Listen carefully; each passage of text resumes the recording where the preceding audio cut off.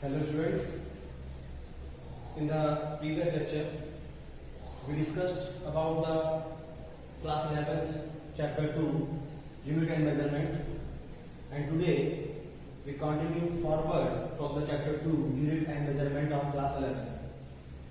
But before discussing the topic of today, I want to give you some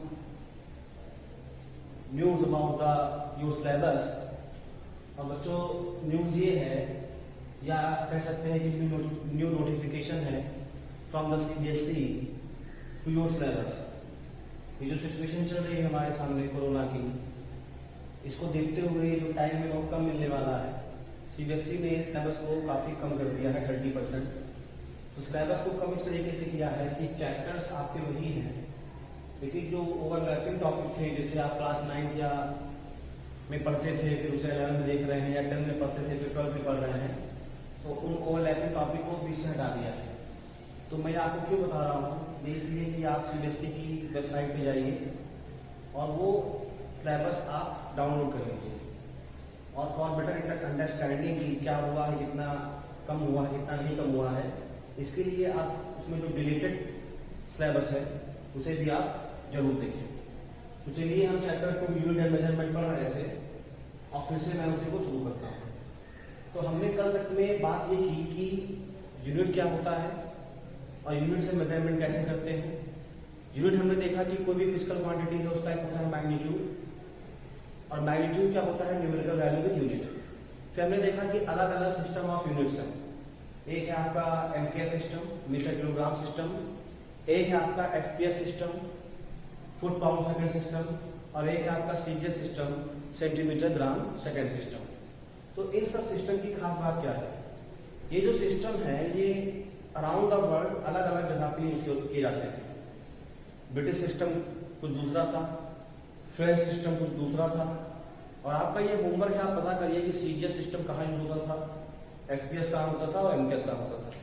बताने को मैं नहीं बता सकता हूँ, लेकिन आप इसको जानने की कोशिश करिए, गूगल के लिए खोजिए ताकि आपकी नॉलेज इंक्रीज हो। तो ये अलग अलग सिस्टम होने से दिक्कत क्या है, अलग अलग सिस्टम होने से अराउंड द वर्ल्ड जो भी साइंटिफिक एक्सपेरिमेंट होते थे या ट्रेड होता था बिटवीन द कंट्रीज, जो व्यापार होता था, उसमें प्रॉब्लम होती थी मेजरमेंट को लेकर के। तो इसी मेजरमेंट के प्रॉब्लम को सोल्यूशन करने के लिए सभी साइंटिस्ट इकट्ठा होते हैं और फिर वो एक SI सिस्टम बनाते हैं। SI सिस्टम वो जनरल सिस्टम जो पूरी दुनिया में एक जैसा होगा और सभी के लिए लागू होगा और सभी को अडॉप्ट करना होगा, यानी जो भी हम मेजरमेंट करेंगे उसी सिस्टम के हिसाब से करेंगे, कोई दूसरा सिस्टम अपना खुद का नहीं बनाएंगे। तो आज हमें वहीं से पढ़ना है कि क्या है।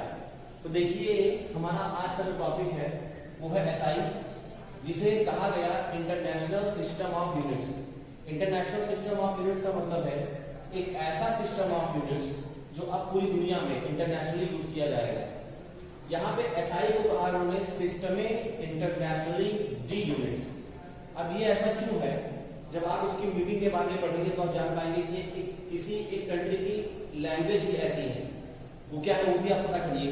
तो यहाँ पे SI को कहा गया सिस्टमे इंटरनेशनली डी यूनिट्स, ठीक है। लेकिन मैं इसे कैसे याद रखता हूँ और आपको भी कैसे याद रखना है। SI का सिंपल मतलब है सिस्टम ऑफ इंटरनेशनल।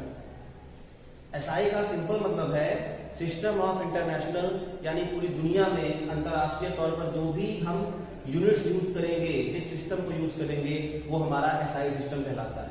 तो ये SI सिस्टम है क्या, इस SI सिस्टम को अडॉप्ट किया गया by 11 general conference of weight and measurement in 1960।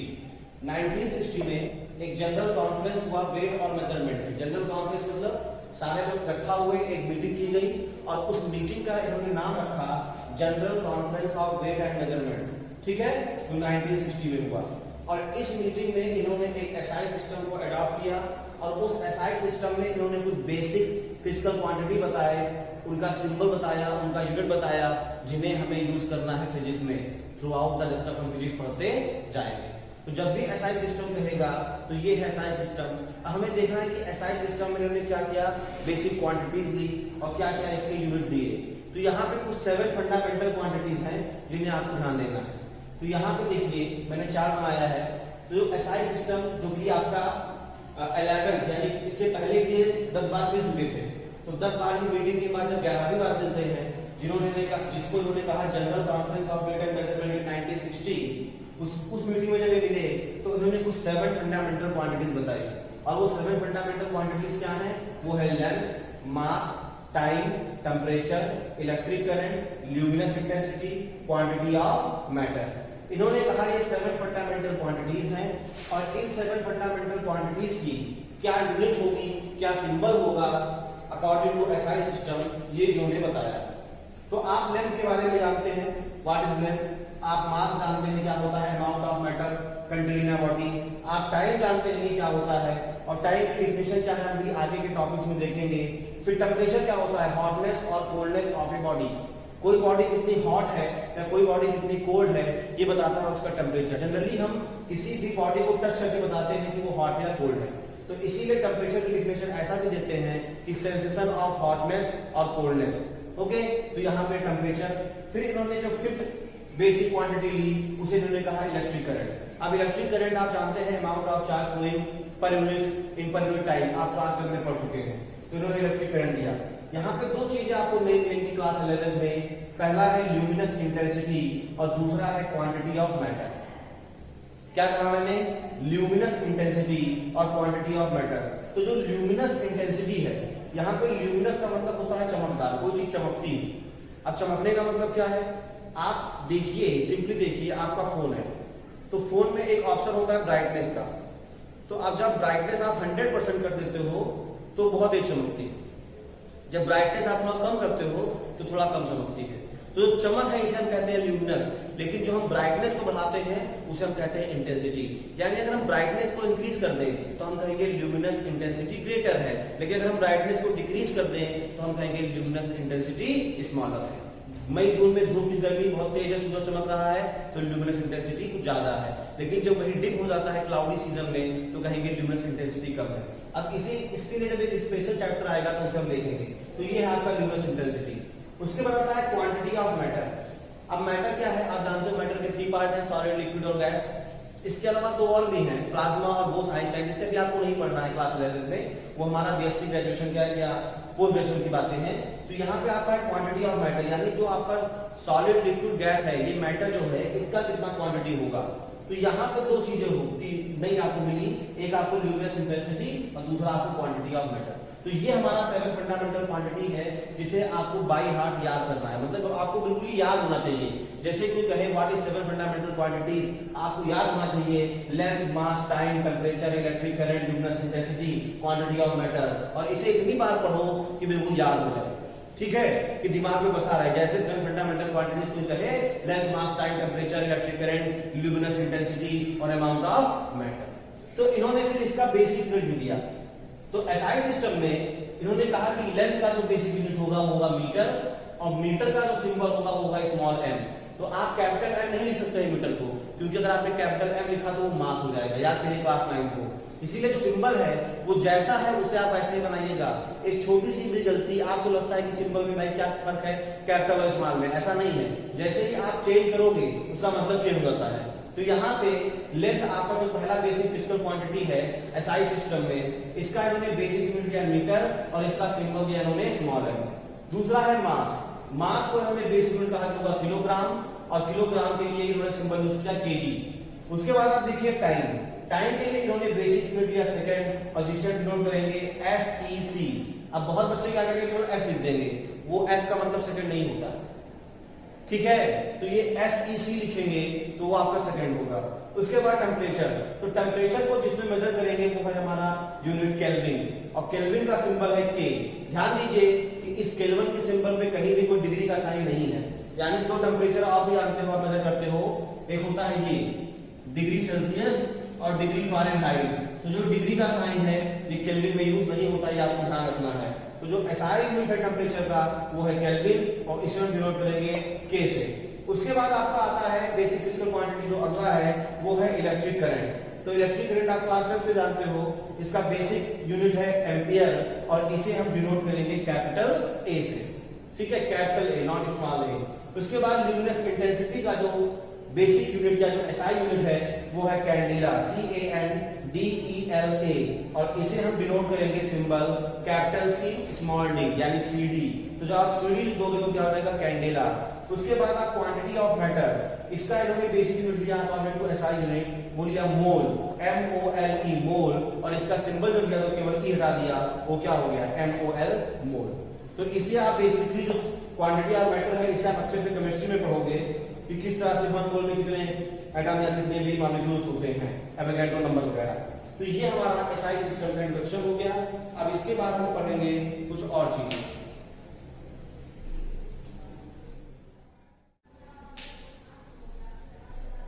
Hello students, अभी हम चैप्टर 2 यूनिट मेजरमेंट ही पढ़ रहे हैं।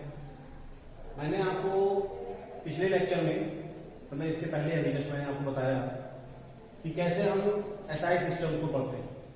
SI में मैंने 7 फंडामेंटल क्वांटिटीज बताई, और अगर आपने बोर्ड पे गौर किया होगा तो मैंने यहाँ पे 2 क्वांटिटीज जो हैं सप्लीमेंट्री यूनिट्स, एक है आपका रेडियम प्लेन एंगल और एक है आपका सॉलिड एंगल स्टेरेडियम। मैंने अभी छोड़ दिया था, आपको नहीं समझाना, वो इसलिए क्योंकि जब वो आगे चीजें आएंगी तो मैं उसे एक्सप्लेन करूंगा बहुत डिटेल में। तो फिर इस चीज को इतना आप याद रखिएगा कि 2 सप्लीमेंट्री एंगल्स भी होते हैं। एक आपका होता है प्लेन एंगल। प्लेन एंगल कुछ ऐसा कि मान लीजिए कोई एक 2 डायमेंशनल बॉडी है, प्लेन है, तो उस पर कोई हम एंगल ड्रॉ करें तो वो जो एंगल बनता है, एंगल कैसे बनेगा भाई? प्लेन का मतलब क्या है कि आप एंगल जानते हो क्या होता है? एंगल होता है आर्क अपॉन रेडियस। तो एक आर्क होगा और रेडियस, कैसे होगा मैं एक्सप्लेन करूंगा। और सॉलिड एंगल इसके लिए होगा, जब वर्ड लग गया सॉलिड, तो सॉलिड का सीधा सा मतलब है कि कोई 3 डायमेंशनल बॉडी। जैसे आप देखोगे कि वाटरमेलन को जो हम तरबूज को काट के निकालते हैं तो जो एंगल बनता है वो सॉलिड एंगल है, तो उसका एंगल होता है स्टेरेडियम। ठीक है, तो अब इन दोनों को हम समझेंगे डिटेल में आगे जब इसका यूज होगा।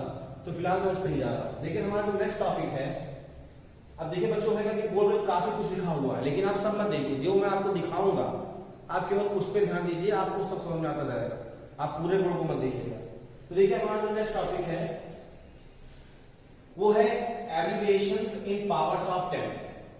अब एब्रिविएशंस मतलब एक संक्षिप्त, मतलब छोटा कर देंगे, और पावर्स ऑफ 10 का मतलब क्या है कि 10 के पावर में हम चीजों को लिखने वाले हैं। 10 की पावर का मतलब क्या है? 10 to power 1 2 3 and so on. तो ये आपका अगर पावर पॉजिटिव होता है तो वैल्यू कैसी होती है? लार्जर होती है, बड़ी होती है। लेकिन अगर मैं पावर को माइनस कर दूं, मतलब जो पावर 10 पावर 1 था उससे मैं 10 टू पावर -1 कर दूं, -2 कर दूं, -3 कर दूं, तो वैल्यू कैसे हो जाएगी? स्मॉल हो जाएगी। तो अब हमें जो कुछ चीजों को, कुछ वैल्यू को पावर ऑफ 10 में लिखना है, तो पावर ऑफ 10 में क्यों लिखना है इसको समझिए। यहां पे लिखा है PQ। PQ का मतलब यहां समझिएगा फिजिकल क्वांटिटी। तो कोई अगर एक फिजिकल क्वांटिटी है तो उस फिजिकल क्वांटिटी का जो मैग्नीट्यूड होगा, ये पॉसिबिलिटी है कि फिजिकल क्वांटिटी का जो मैग्नीट्यूड हो या तो उसकी वैल्यू वेरी लार्ज हो। वेरी लार्ज का मतलब क्या? 10 टू पावर 6। अब 10 टू पावर 6 का मतलब क्या है कि आप 10 के बाद 6 जीरो लगाइए, ठीक है। या हो सकता है कि वैल्यू स्मॉल हो, 10 टू पावर -9, ठीक है। जो भी चीजें माइनस में आ गई तो वैल्यू क्या होगी? छोटी होगी। तो ऐसी पॉसिबिलिटी है कि कोई फिजिकल क्वांटिटी हो तो उसका मैग्नीट्यूड या तो वेरी लार्ज होगा या तो वेरी स्मॉल होगा। तो साइंटिस्ट ने एक तरीका निकाला कि बहुत बड़ी वैल्यू हो या बहुत छोटी वैल्यू हो, इसको लिखने का तरीका। और वो लिखने का तरीका क्या है कि अब ये जो मैग्नीट्यूड है इसे हम एक्सप्रेस कर सकते हैं मल्टीपल और सब मल्टीपल ऑफ SI यूनिट। यानी जो हमारी SI यूनिट है, मीटर, किलोग्राम, सेकेंड, इसी में हम कुछ मल्टीपल और सब मल्टीपल लगा करके उस बहुत बड़ी क्वांटिटी को या बहुत छोटी क्वांटिटी को एक्सप्रेस करेंगे। अब ये कैसे करेंगे? इसके लिए कुछ दिए प्रीफिक्स। तो देखिए उन्होंने क्या लिया, यहाँ पे मल्टीपल मतलब क्या मल्टीपल में होगा, उस यूनिट के क्या मल्टीपल में होगा, ये क्या नंबर होगा, तो उसके लिए क्या प्रीफिक्स, प्रीफिक्स मतलब नाम के आगे उसके क्या लगा देंगे और उसका सिंबल क्या होगा। तो यहाँ पे देखिए ये 10 टू पावर 1 से लेके और 10 टू पावर 18 तक ये सारे जो मल्टीपल हैं यानी पावर ऑफ 10 में हैं, इनके पावर है पॉजिटिव। तो जब पावर है इनके पॉजिटिव यानी क्या बता रहा है? ये बता रहा है लार्जर वैल्यू। आई बात समझ में? और इन लार्जर वैल्यू के लिए हमें प्रीफिक्स यूज करेंगे। प्रीफिक्स का मतलब क्या है कि उस पर्टिकुलर पावर के लिए एक पर्टिकुलर नेम दे देंगे और उसी नेम को हम आगे किसी भी क्वांटिटी के ऐड करके आसानी से उसको एक्सप्रेस कर सकते हैं, ठीक है। फिर आप देखिए यहाँ पे ये 10 टू पावर -1 से 10 टू पावर -18 तक है। तो ये जो पूरी क्वांटिटी है ये बता रहा है इसमें स्मॉलर वैल्यू को। तो इस स्मॉलर वैल्यू यानी कि जो पावर ऑफ 10 है जो कि मल्टीपल या सब मल्टीपल में होगा, इसको भी इन्होंने एक स्पेशल प्रीफिक्स नेम दे दिया है जिस नेम को आप यूनिट के आगे ऐड करोगे तो आपको वो पर्टिकुलर वैल्यू मिल जाएगी। तो ये 1 बाय 1 हम देखते हैं। सबसे पहले जो हमारा मल्टीपल है वो है 10 टू पावर 1, और 10 टू पावर 1 के लिए जो प्रीफिक्स यूज करते हैं हम उसे हम कहते हैं डेका। क्या कहते हैं? डेका। और डेका के लिए सिंबल यूज करते हैं DA, ठीक है। उसके बाद हमारा दूसरा मल्टीपल है वो 10 टू पावर 2, और 10 टू पावर 2 के लिए हम यूज करते हैं प्रीफिक्स हेक्टो, और हेक्टो का सिंबल होगा H। उसके बाद है आपका 10 टू पावर 3। अब 10 टू पावर 3 अगर है तो उसके लिए प्रीफिक्स यूज करेंगे किलो, और किलो के लिए सिंबल क्या है? K। तो अगर आप थोड़ा सा भी ध्यान दे रहे हैं तो आप भले इन दोनों डेका और हेक्टो से फेमिलियर ना हो, लेकिन आप 10 टू पावर 3 को तो जानते हैं। 10 टू पावर 3 का मतलब क्या है? 1000, और 10 टू पावर 3 में क्या लिखा? किलो। तो आप जानते हो, क्या जानते हो? Kilogram, kilometre. तो किलो क्या हो गया? ये किलो हो गया प्रीफिक्स, और जो ग्राम क्या हो गया? यूनिट।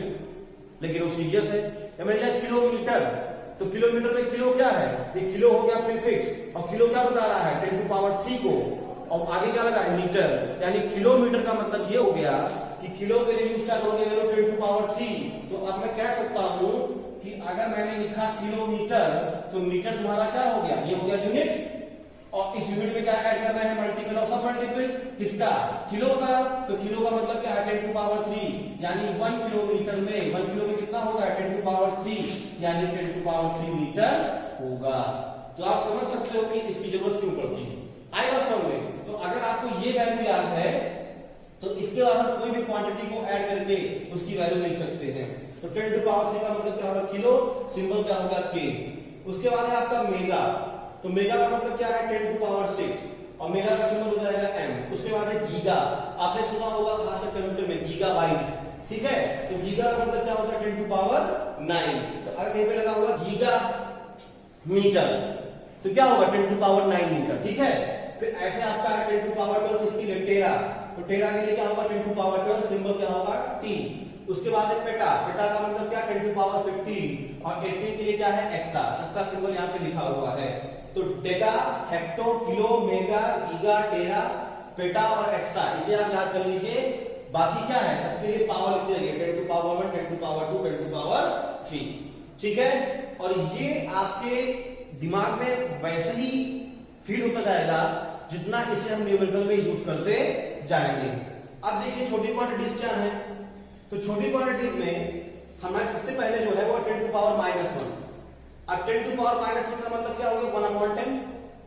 1/10 का मतलब क्या होगा? 0.1। तो इसको आप ऐसे भी चेंज कर सकते हो। तो 10 टू पावर -1 का मतलब क्या है? डेसी। क्या है? डेसी। और डेसी का सिंबल क्या है? D। अब ये भी आप सोचो, डेसिमल। डेसिमल, डेसिमल सुन चुके हो ना। तो डेसिमल का मतलब क्या है? कि आप 10 टू पावर -1 की पावर में लेके जाओ। उसके बाद क्या है? सेंटी। तो सेंटी में क्या होगा? 10 टू पावर -2। अब आप सेंटीमीटर सुन चुके हो, सेंटीमीटर सुन चुके हो ना। तो देखिए अगर मैं कहूं कि 1 सेंटीमीटर में कितने मीटर, तो आप देखिए यहाँ पे सेंटी और सी की वैल्यू कितनी है? 10 टू पावर -2, यानी मैं 1 सीधा लेकर 2, 10 टू पावर -2 मीटर। तो ये वैल्यू बेटा हमें इस तरीके से काम आएगी कन्वर्जन में भी, कि अगर ये चीजें आपको याद है तो आप सीधे लिख सकते हो कि कितने वैल्यू में कितने मीटर या सेंटीमीटर होंगे। आई बात समझ में? उसके बाद देखिए अगला जो है हमारा वो है मिली। मिली का सिंबल स्मॉल m है, और यहाँ पे क्या है? 10 टू पावर -3। अब ये भी आंसर मिलीमीटर। तो अगर मैं लिख दूं यहाँ पे 1 मिलीमीटर, तो ये मिली है सिंबल, और ये क्या है? मीटर। तो आप जानते हो 1 मिली कितना? 10 टू पावर -3। तो ये आपको याद जाएगा कि 10 टू पावर -3 मीटर होगा 1 मिलीमीटर में। तो इस तरीके से एब्रिविएशन बहुत ही काम आता है कि बहुत बड़ी क्वांटिटी को या बहुत बड़ी छोटी क्वांटिटी को हम आसानी से एक्सप्रेस कर सकें। उसके बाद है आपका माइक्रो। तो माइक्रो के लिए क्या होगा? 10 टू पावर -6। अगर क्वांटिटी आपकी 10 टू पावर -6 में है तो उसे कहेंगे माइक्रो, और इसका सिंबल है ये माइक्रोन या म्यू। अब ये म्यू क्या है? जैसे आप यू बनाते हो तो उसी के आगे एक और लाइन, एक और कोशिका लो, तो ये क्या हो जाएगा? माइक्रो का सिंबल, और 10 टू पावर -6। आपने सुना होगा माइक्रोन। तो माइक्रोन क्या है? ये ऐसा सिंबल 10 टू पावर -6, और क्या हो गया? म्यू। फिर है आपका नैनो। अब नैनो का मतलब क्या हुआ? 10 टू पावर -9, और ये है आपका n। अब ये क्या है? Nano technology. तो जो मैग्नेट टेक्नोलॉजी है वो इसी ऑर्डर में चलता है, यानी वहां पर जो चीजें हैं वो 10⁻⁹ के ऑर्डर में छोटी हैं, है ना। और क्या कहते हैं, टोनी स्टार्क का जो नया वाला सूट है एवेंजर्स वाला, वो नैनो टेक्नोलॉजी 10⁻⁹ की वैल्यू पे छोटा है। उसके बाद है आपका पीको। अब पीको क्या है, 10⁻⁻12, इसका सिंबल क्या होगा P। फिर क्या है इसका फेम्टो, फेम्टो को 10⁻⁵, और फिर है आपका एटो, एटो 10⁻⁸। तो करना क्या है, आप केवल ये जो प्रीफिक्स है इसे आप याद रखिए ऑर्डर में, लाइन में, और फिर आप उन्हीं के आगे 10⁻+1 ऐड करते जाइए, तो आपको ये प्रीफिक्स यानी एब्रिविएशन समझ में आ जाएगा, जिसको हमें जब भी न्यूमेरिकल करना है, यानी किसी बहुत ही बड़ी क्वांटिटी को स्मॉलर क्वांटिटी में लिखना है या स्मॉलर को बड़े में लिखना है, उसका एब्रिविएशन करना है। मतलब अगर हमें लिखना 10⁹ तो अब ये नहीं करेंगे कि 1 के बाद 9 जीरो लगाएंगे, उसके लिए ही उस बड़ी चीज को स्मॉलर तरीके से रिप्रेजेंट करने का तरीका है हमारा ये एब्रिविएशन इन एसआई यूनिट्स। इसे आप ध्यान से देखें और समझें।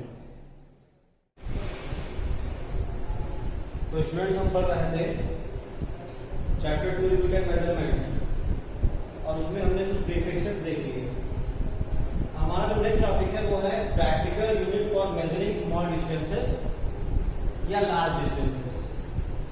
अब डिस्टेंसेस का मतलब समझ सकते हो कि कुछ लेंथ की बात कर रहा है। जब भी डिस्टेंस जैसा वर्ड दिखे मतलब लेंथ की बात कर रहा है। तो कुछ प्रैक्टिकल यूनिट्स, अब प्रैक्टिकल का मतलब क्या है कि जिससे हम एक्सपेरिमेंटली मेजर करें। तो अगर हम एक्सपेरिमेंटली मेजर करेंगे कुछ डिस्टेंसेस को, तो बहुत ही स्मॉल हो सकती हैं। लाइक हमारा जो एटॉमिक रेडियस है बहुत छोटा है, प्रोटॉन है, इलेक्ट्रॉन है, न्यूक्लियर का साइज है, तो ये वेरी स्मॉल डिस्टेंसेस। और इससे बड़ा भी डिस्टेंस है कि जैसे हम अपने अर्थ के सोलर सिस्टम के रेडियस को मेजर करना चाहें, या इसके बाहर हमारा कौन सा दूसरा सोलर सिस्टम है या नियरेस्ट स्टार है उसको मेजर करना चाहें, तो वो हमारे लार्ज डिस्टेंस में आएंगे।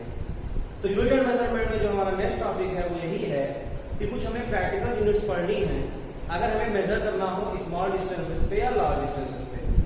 जैसा कि मैंने आपको कहा कि बोर्ड में बहुत कुछ लिखा है, लेकिन जितना मैं आपको दिखाऊं उतना देखिएगा, बाकी ध्यान मत दिखाइएगा। तो पहला हमारा टॉपिक है कि practical unit for measuring small distances. तो ये आपका लेफ्ट साइड, ये आपका स्मॉल डिस्टेंसेस के लिए। तो सबसे पहला जो यूनिट है प्रैक्टिकल यूनिट है स्मॉल डिस्टेंस को मेजर करने के लिए, वो है फर्मी। क्या है? फर्मी। और ये जो फर्मी है ये एक्चुअली यूज होता है मेजर करने के लिए न्यूक्लियर साइज। ठीक है, न्यूक्लियर साइज मैंने आपको फर्स्ट लेक्चर में बोला ही था कि अगर आप न्यूक्लियर फिजिक्स में मास्टर्स करते हैं तो वहां पे कुछ चीजें यूज होंगी। ठीक है, तो बहुत ही हाई लेवल चीज है, बस हमें ये जानना है कि मतलब इसका क्या होता है।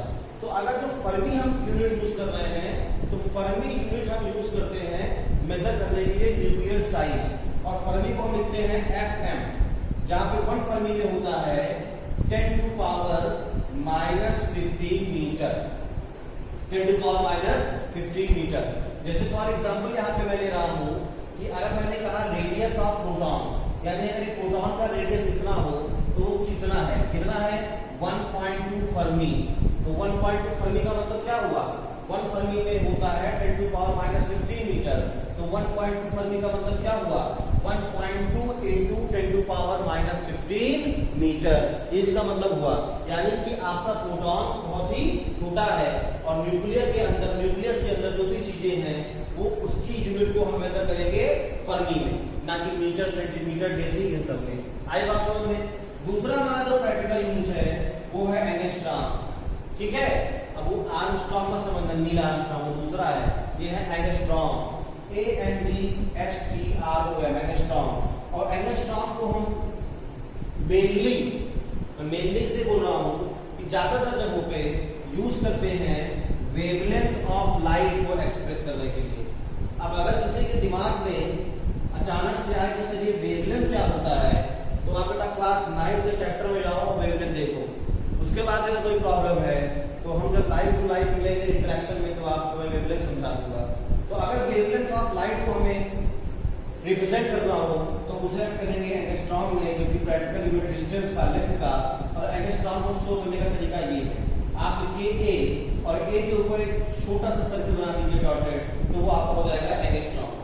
उस एंगस्ट्रॉम को कितनी वैल्यू होती है, तो आपको याद रखना है कि 1 एंगस्ट्रॉम में होते हैं 10⁻⁻10 मीटर। 1 एंगस्ट्रॉम में होते हैं 10⁻⁻10 मीटर। तो आप देखिएगा कि न्यूक्लियस का रेडियस कितने एंगस्ट्रॉम होता है, ये आपका होमवर्क था चेक करिएगा। तो ये हमारा कुछ स्मॉल डिस्टेंस के लिए प्रैक्टिकल यूनिट से क्या मैंने बताया। बेटा जो भी लेक्चर मैं आपको दे रहा हूँ इसमें ये हो सकता है कि थोड़ा बहुत वीडियो बहुत ही बेस्ट ना हो, लेकिन तरीका है आपके पास। जब भी आप लेक्चर देखें ईयरफोन लगाएं। आप इतना चलाते हो, इतने यंग जनरेशन से हो कि आप जानते हो कि क्वालिटी भी कैसे इम्प्रूव करते हैं। तो आप जो यूट्यूब के थ्री डॉट होते हैं उसमें जाओगे तो वो आपको 480 240 पिक्सल शो करता है, तो उसको बढ़ा लोगे तो बोर्ड क्लियर हो जाएगा। लेकिन आप एयरफोन का यूज करें वीडियो को और हाई डेफिनेशन पे लगा दें। तो इसकी बात ये है कि जितना मैं बता रहा हूँ यही मैं आपको पीडीएफ नोट्स भी दूंगा। लेकिन अब सोचो कि सब तो नोट्स देने वाले आराम से बैठे हैं, दीवारों पर टिक के बैठे हैं, बेड पर लेट के पढ़ रहे हैं, ऐसी पढ़ाई नहीं होती है।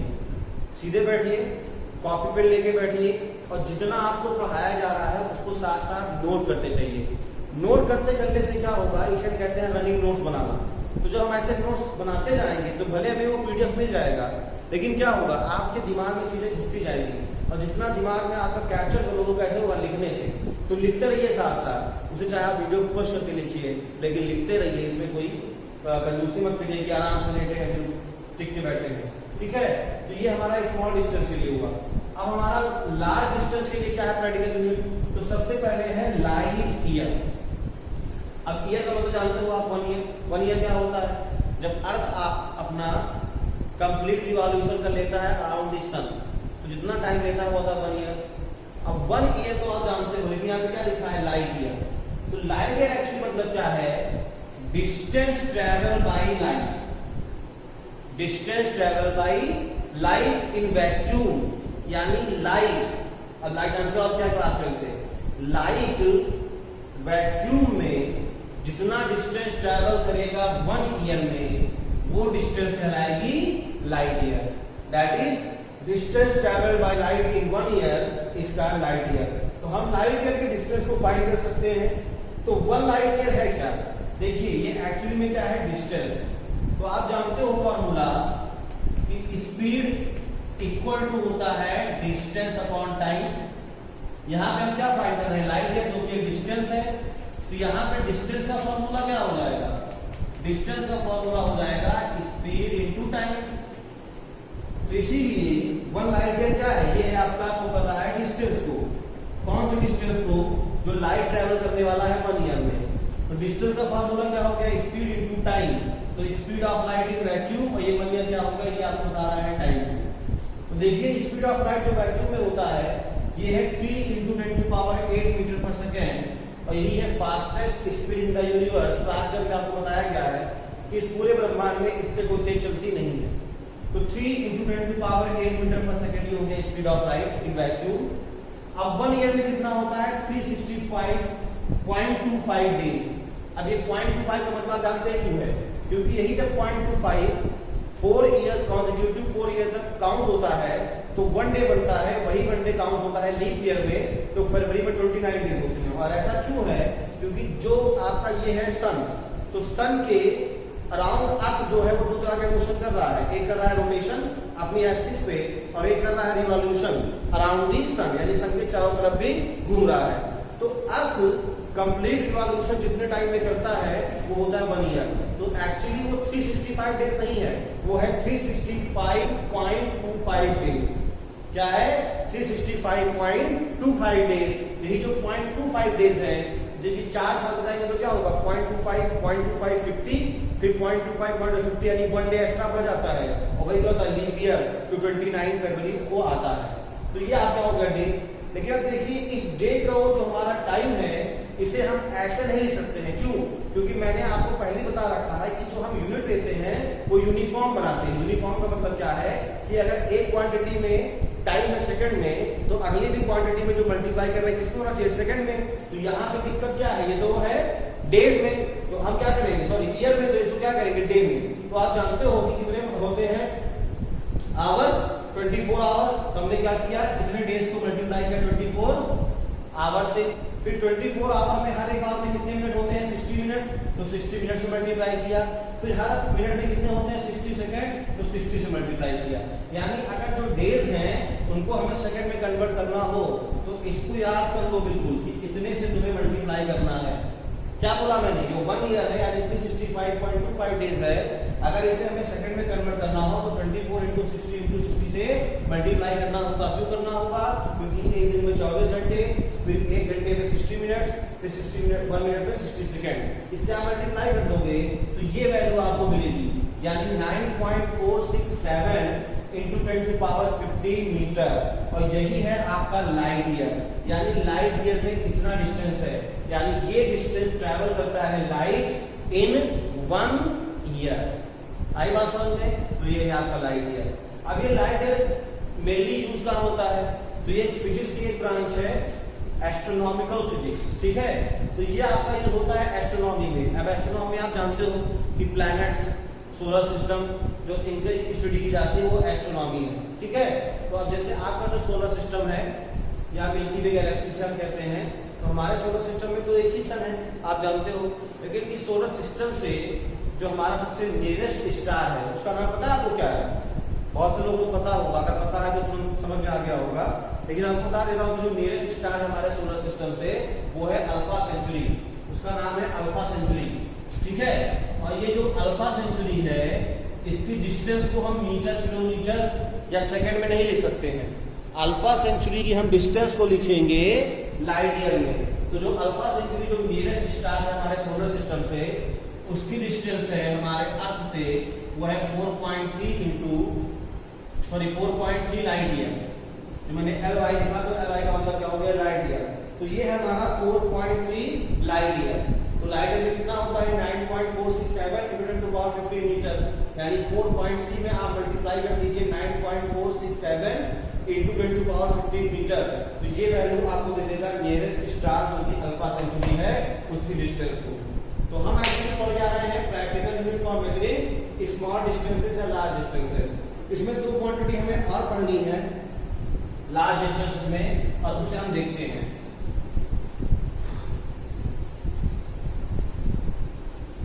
तो अगला जो है हमारा लार्ज डिस्टेंस के लिए, मैं लार्ज बोल रहा हूँ, भले इसमें लिखा लार्ज के लिए मैं लिखूंगा यहाँ पे। जो अगला यूनिट है डिस्टेंस को मेजर करने का, प्रैक्टिकल यूनिट है, वो है एस्ट्रोनॉमिकल यूनिट। वो है आपका एस्ट्रोनॉमिकल यूनिट। अब ये जो एस्ट्रोनॉमिकल यूनिट है, ये एस्ट्रोनॉमिकल यूनिट क्या है, ये है mean distance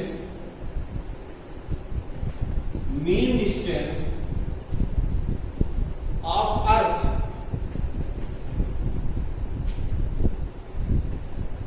from sun. Mean distance of earth from the sun. ये जो डिस्टेंस है ये आपका कहलाता है एस्ट्रोनॉमिकल यूनिट। और ये जो एस्ट्रोनॉमिकल यूनिट है इसे हम लिखेंगे AU से। जब भी मैंने लिखा AU, तो AU का मतलब क्या हो गया, एस्ट्रोनॉमिकल यूनिट।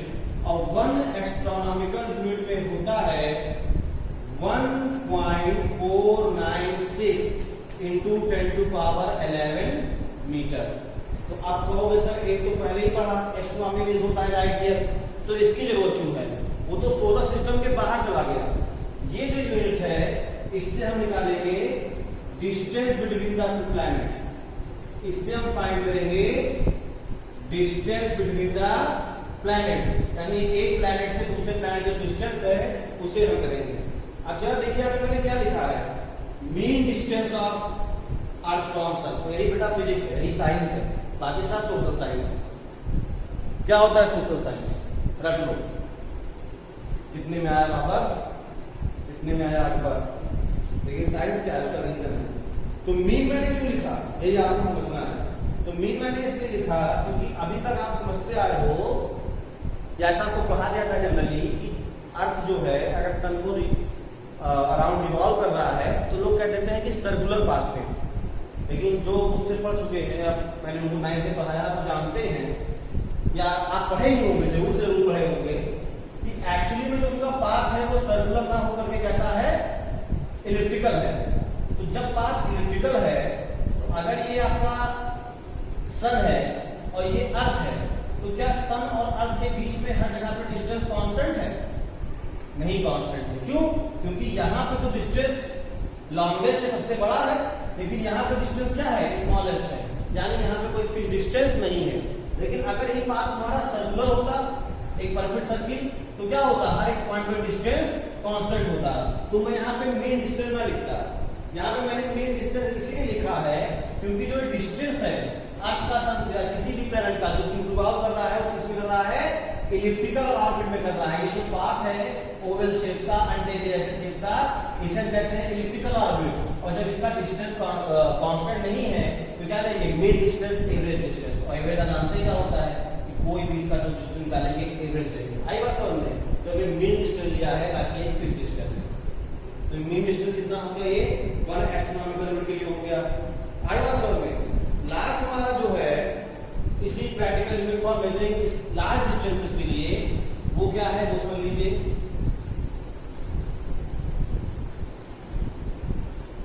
वो है हमारा पार्सेक, वो है पार्सेक। और ये पार्सेक को हम लिखते हैं पैरेलैटिक सेकंड आल्सो, जिसे हम लिखते हैं पैरेलैटिक सेकंड। अब ये क्या है, ये है लार्जेस्ट यूनिट ऑफ डिस्टेंस, सबसे बड़ा। ये है लार्जेस्ट यूनिट ऑफ डिस्टेंस, सबसे बड़ा यूनिट है डिस्टेंस का। जितना हमने अभी तक पढ़ा उससे भी बड़ा है। और ये है क्या, ये वो डिस्टेंस है, ध्यान से देखेंगे, ये है distance at which an arc of length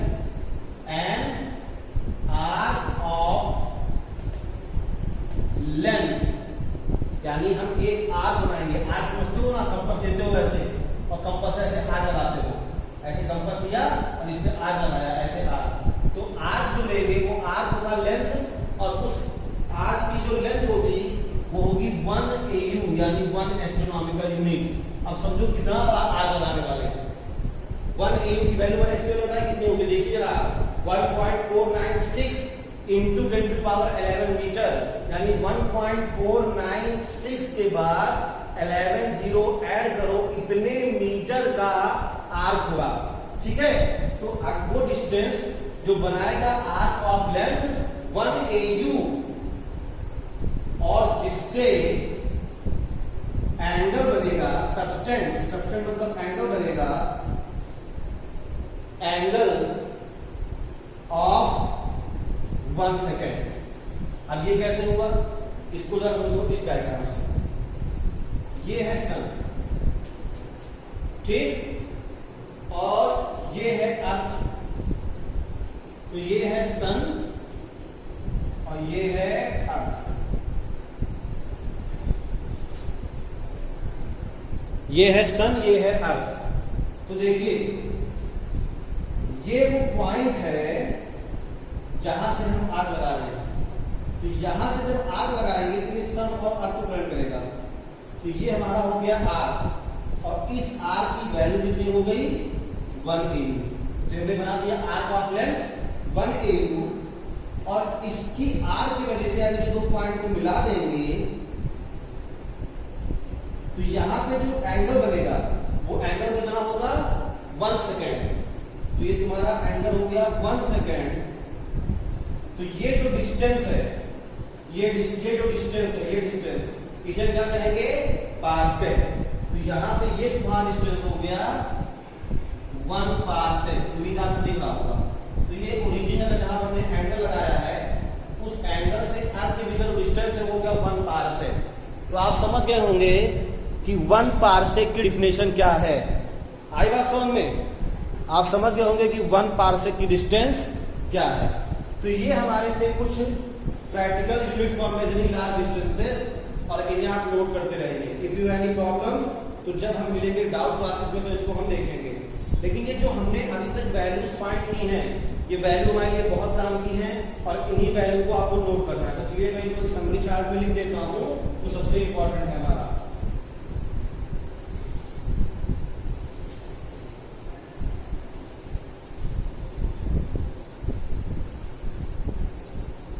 ध्यान दीजिए, जो हमने फाइंड किया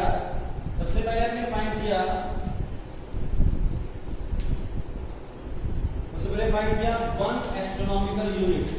तो इसकी वैल्यू आपको याद होनी चाहिए। एक और एस्ट्रोनॉमिकल जो यूनिट है जो 1.496 था उसे मैं फिगर आउट करके सीधे जनरली लिख दूंगा 1.5 × 10⁻11 मीटर। कहते नहीं है कि 9 है तो उसको 10 कर दो अप्रॉक्सीमेट, तो ऐसे मैंने 1.5 × 10⁻11।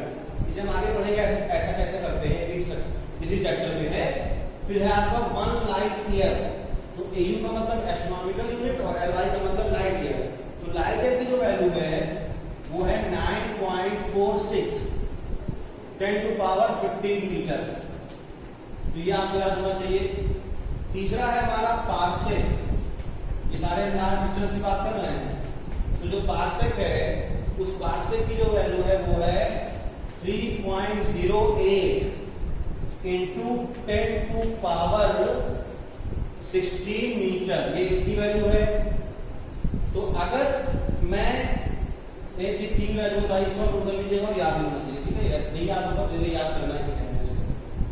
तो अगर मैं यहाँ पे लाइट ईयर और एस्ट्रोनॉमिकल यूनिट का रेशियो ले लूं, ना भी लीजिए कोई मतलब नहीं है, लेकिन आपको ध्यान रखना है कि 1 लाइट ईयर में होते हैं 6.3 × 10⁴ AU एस्ट्रोनॉमिकल यूनिट। ये क्यों बताया? क्योंकि अगर लाइट ईयर को एस्ट्रोनॉमिकल यूनिट में कन्वर्ट करना रहेगा तो ये वैल्यू आपको काम आएगी। ध्यान से देख लीजिए, 1 लाइट ईयर में होगा 6.3 × 10⁴ एस्ट्रोनॉमिकल यूनिट, ठीक है। और इसी तरीके से 1 पार्सेक में होगा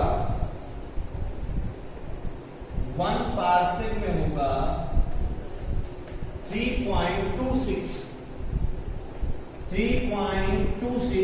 लाइट ईयर। ये भी किसमें काम आएगा? कन्वर्जन में।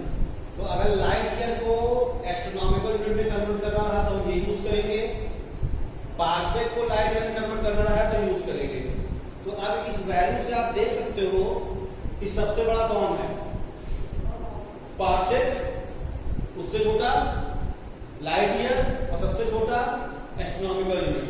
तो अब आप इसको ऐसे लिख सकते हो कि पार्सेक, फिर लाइट ईयर और फिर एस्ट्रोनॉमिकल यूनिट। यानी 1 पार्सेक की वैल्यू बड़ी है 1 लाइट ईयर से और ये किससे बड़ा है? 1 एस्ट्रोनॉमिकल यूनिट से। तो ये भी आप याद रखिएगा कि सबसे लार्जेस्ट यूनिट है वो है हमारा पार्सेक और उससे छोटा हमारा क्या है? वो है लाइट ईयर और सबसे छोटा क्या है? Astronomical unit. तो कभी आपको ऑब्जेक्टिव क्वेश्चन भी बन जाए कैलकुलेशन के लिए कि सबसे बड़ी यूनिट कौन सी है डिस्टेंस की? तो पार्सेक, फिर लाइट ईयर, फिर एस्ट्रोनॉमिकल यूनिट। तो देखो बेटा, शुरुआत जब हमने की थी यूनिट्स को पढ़ना तो लेंथ, मास, टाइम तक हम आए थे। तो मैंने अभी तक किसकी बात की? इस पूरे इतने बड़े लेक्चर में लेंथ की बात की। अभी पता है क्या है? ऐसा ही है हमारा मास का कि उसके लिए कुछ प्रैक्टिकल यूनिट हैं, स्मॉल डिस्टेंस के लिए, लार्ज डिस्टेंस के लिए। फिर हमारा ऐसे है टाइम का, स्मॉल डिस्टेंस के लिए, लार्ज डिस्टेंस के लिए। और फिर उसके बाद हमारे एक और टॉपिक है इंपॉर्टेंट, उसके बाद हम पहुंच जाएंगे डायमेंशन में। तो इसके आगे हम डिस्कस करेंगे नेक्स्ट लेक्चर में। लेकिन आज आपका होमवर्क क्या है समझ लीजिए। जितना भी लेक्चर मैंने आपको पढ़ाया है आपको स्क्रीन क्लियर दिख रही है। मैं उम्मीद करता हूँ आप पिक्सल बढ़ा लेंगे। आप ये जानते हो कैसे बढ़ाते हैं। डॉटेड पे जाइए, 240 पे है या 360 पे कर देंगे तो इंक्रीज हो जाएगा, तो अच्छा दिखेगा। एयरफोन का यूज करें वो आपके पास तो अच्छी बात है। और लेट के मत बैठे, आराम से, है ना, कि लेटे हुए हैं दीवारों पे टिक के बैठे। उठिए और इसको कॉपी लेके रनिंग नोट्स बनाते हुए पढ़िए। रनिंग नोट्स का मतलब ये है कि मैं जो पढ़ा रहा हूँ साथ साथ से आप नोट भी कर रहे हैं और देख रहे हैं। तो ये आपको कंप्लीट चीजें याद होनी चाहिए, इतना मैंने बताया है। क्योंकि जब भी इसका लाइव टू लाइव इंटरेक्शन होगा, आपको अगर एक लिंक मिला हो तो लिंक में बताया गया है कि 11:15 है टाइमिंग। जब भी आपको ऐसा कोई लिंक मिलता है हम उस पर ऐड होंगे और अगर आपको कोई प्रॉब्लम है तो मैं उसको सोल्यूशन दूंगा। लेकिन प्रॉब्लम ऐसा नहीं होनी चाहिए कि क्या सर जी प्रधानमंत्री मोदी जी ही हैं, ऐसा नहीं कि सर इसका मतलब एस्ट्रोनॉमिकल यूनिट यही होता है, ऐसा डाउट नहीं। आपका डाउट जेन्युइन हो कि सर मुझे यहाँ पे ये प्रॉब्लम है, ये चीज समझ में नहीं आया, मैंने नहीं किया। ये फालतू वाला डाउट नहीं कि मतलब तुम खुद ही मुझसे लगता है कि पूछ रहे हो कि बता रहे हो। तो ये ऐसा मतलब नहीं कि मैं आपको बताना ही चाहता हूँ। बताने का सेंस ये है कि आप जब जेन्युइन पढ़ाई करेंगे, पे मेहनत करेंगे तो आप समझ जाएंगे कि मेरे कहने का मतलब क्या था, कि क्या जज्बे हैं और क्या ही ऐसे है। तो ओके स्टूडेंट्स, सुरक्षित रहिए, घर पे रहिए और पढ़ते रहिए। Thank you.